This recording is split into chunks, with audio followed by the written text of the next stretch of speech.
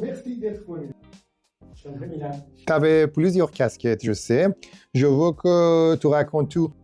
Participants, est-ce que le public est pareil ou il y a une différence? Alors, cette année en particulier, non.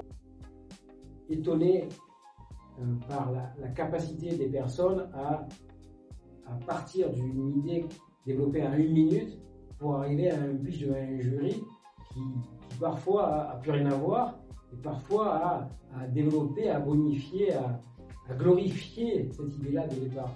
C'est la capacité d'écoute, d'absorption et de transformation de ce que j'apporte.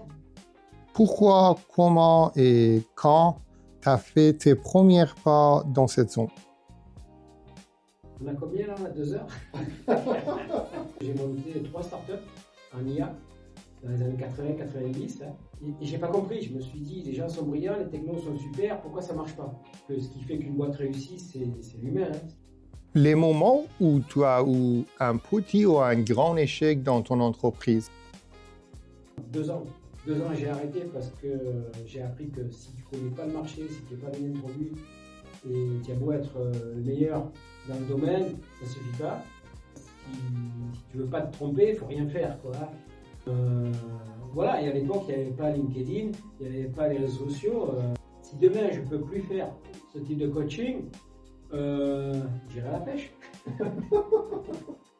Il n'y avait pas une idée dans ta vie que tu as gardée pour plus tard? Faut-il investir à 100% dans son travail ou garder des activités artistiques ou sportives à côté? À partir du moment où quand tu démarres une boîte, tu arrêtes ton sport, tu as tout faux, quoi.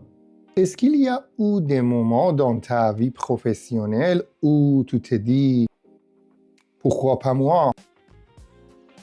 Oui, tout le temps. Si l'aventure est dangereuse, la routine est mortelle, quoi.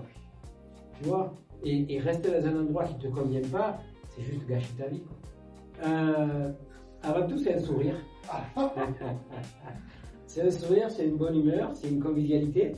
Pour moi, je t'ai toujours vu là, je t'ai toujours vu sur des projets en participant. Hein. Merci à toi.